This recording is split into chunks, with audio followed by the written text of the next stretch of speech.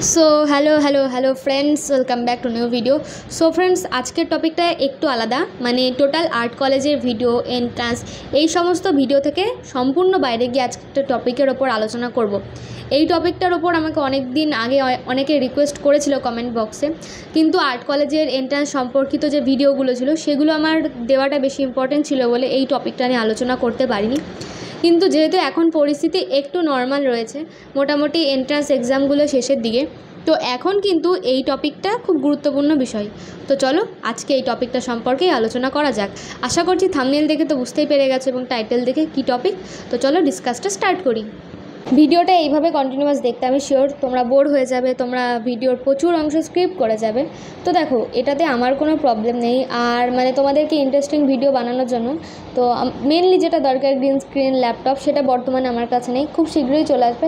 তারপরে আরও ইন্টারেস্টিংভাবে ভিডিও বানাবো যাতে তোমরা পুরো ভিডিওগুলো দেখো।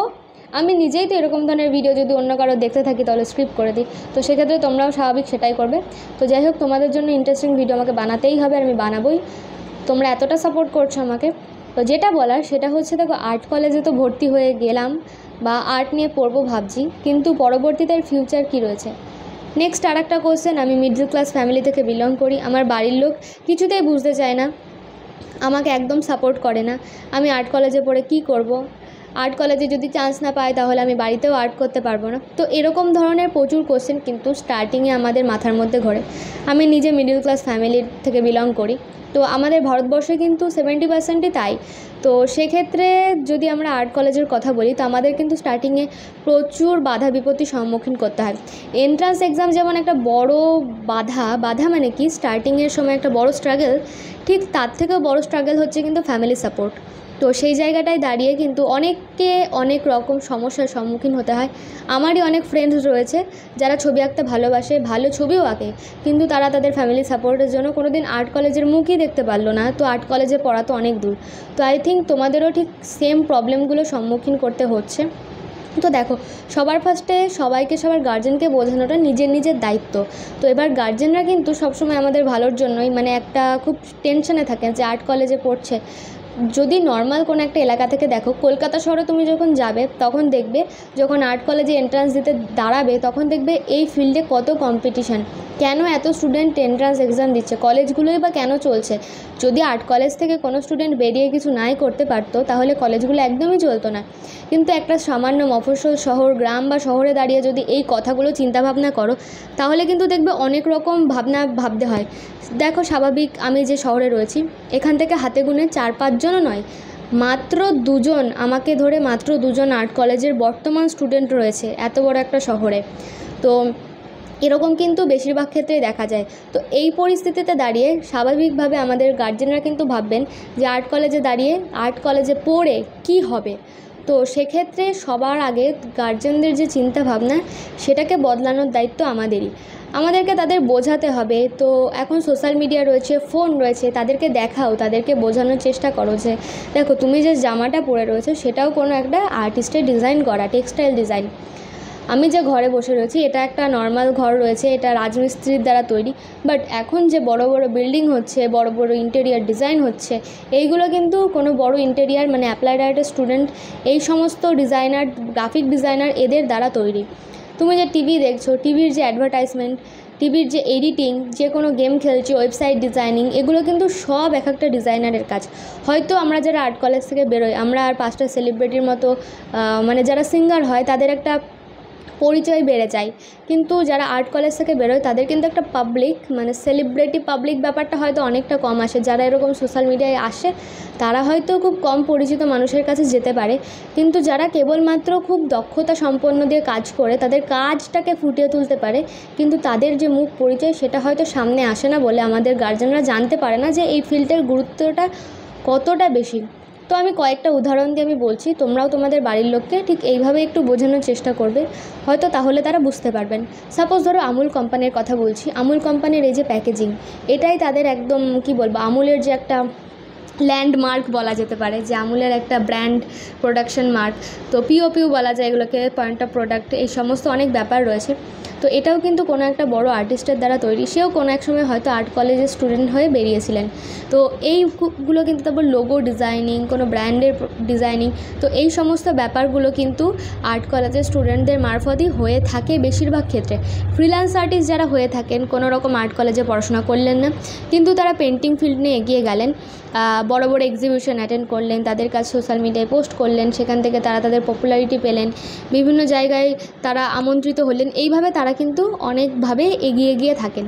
তো পুরো ব্যাপারটাই তোমরা কিভাবে এগোবে জিনিসটা, তোমরা কিভাবে জিনিসটা নিয়ে ভাববে, নিজের কাজের প্রতি আরও বেশি কি বলবো ভালো করার চেষ্টা করবে, লোকের সামনে ফুটিয়ে তোলার চেষ্টা করবে, এইগুলো কিন্তু টোটালি তোমার ব্যাপার। তুমি যদি সারাদিন বসে ফোন ঘাটো, কোনো রকম কাজ না করো, মানে যে ধরনের ছবি আমরা স্টার্টিংয়ে এঁকে থাকি ওগুলোই এঁকে যাচ্ছি, কোনো ইমপ্রুভমেন্ট নয়, তাহলে কিন্তু গার্জেনরা আবার তুমি আর্ট কলেজে চান্স পেয়ে যাওয়ার পরেও একই কথা বলবে যে কি হবে আর্ট কলেজে পড়াশোনা করে।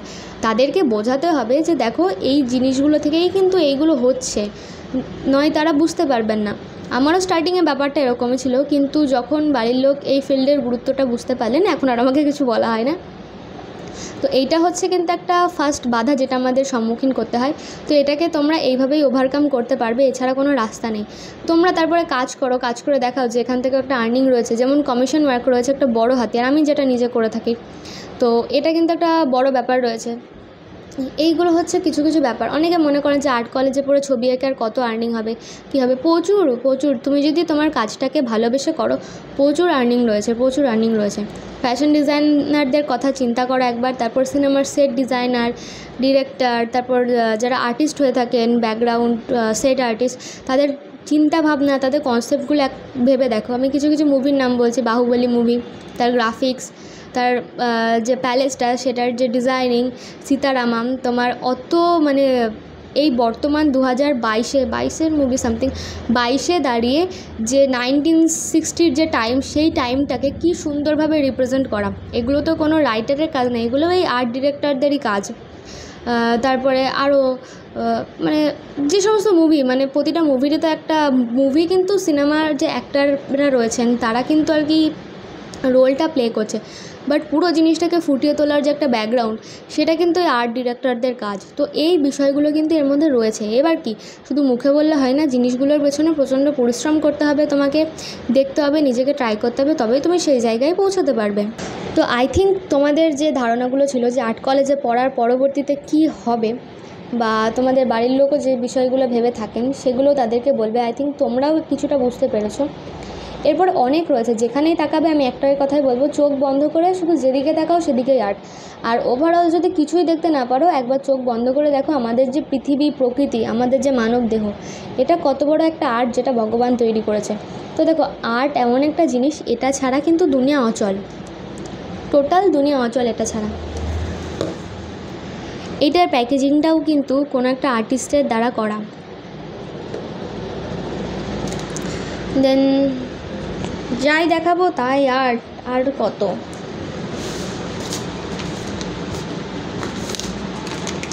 এটাও কিন্তু একটা অ্যাডভার্টাইজমেন্ট, এগুলোও কোনো আর্টিস্ট করে থাকেন।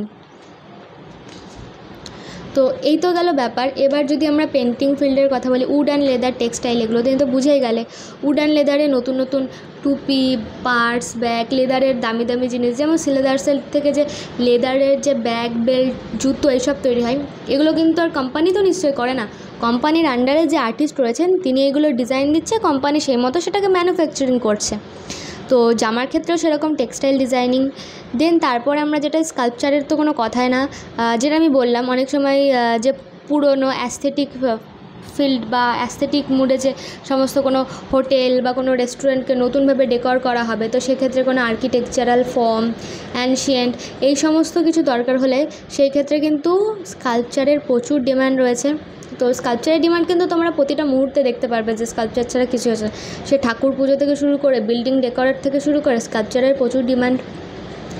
পেন্টিং থেকে তোমরা কার্টুনিস্ট হতে পারবে, তারপর পেন্টিং ফিল্ডে সেলফ এমপ্লয়েড আর্টিস্ট হতে পারবে, ফ্রিল্যান্স আর্টিস্ট যেটাকে বলা হয়ে থাকে। তো এই হচ্ছে বিষয়। তো এখন আমার সবথেকে পছন্দের হচ্ছে অ্যাপ্লাইড আর্ট, তো সেইটা সম্পর্কে আমি একটু বেশি বলে ফেললাম। দেখো, আমি এই ফিল্ডটা নিয়ে বেশি ঘাটাঘাটি করেছি, আমি এটা সম্পর্কে জানি, বাট বাকি ফিল্ডগুলো সম্পর্কে আমি একটা বেসিক নলেজ দিলাম। তো তোমরা কিন্তু যদি আর্ট কলেজে যদি দাঁড়িয়ে থেকে ভালো মতো কাজ করো, এমন নয় তুমি কলেজে আসলে কি বলি আর বিড়ি ফুকলে চলে গেলে, তাহলে কিন্তু হবে না। তোমাকে এখানে কাজ করতে হবে, পরিশ্রম দিয়ে কাজ করে বেরোতে হবে, তবেই তুমি একটা জায়গায় পৌঁছাতে পারবে। আর এটাই হচ্ছে ব্যাপার। আসলে কী হয় ব্যাপারটা, 50% স্টুডেন্টদের মধ্যে এমন একটা মানসিকতা দেখা যায় যে আমি তো আর্ট কলেজে চলে এসেছি, আমি ডিগ্রি নিয়ে বেরোবো যখন, আমার কাজ বাধ্যতামূলক। বাট এটা একটা ভুল ধারণা। ডিগ্রিটার যেমন একটা দাম রয়েছে, সেরকম এই সমস্ত ফিল্ডে কিন্তু তোমার স্কিলটা খুব সুন্দর, মানে গুরুত্বপূর্ণ একটা জিনিস। তো সেক্ষেত্রে আমি বলবো আগে স্কিলটাকে ডেভেলপমেন্ট আমাদের করতে হবে, তারপরে যাবতীয় যা ভাবনা চিন্তা। তো দেখো, আই থিঙ্ক তোমাদের কিছুটা ক্লিয়ার হয়েছে।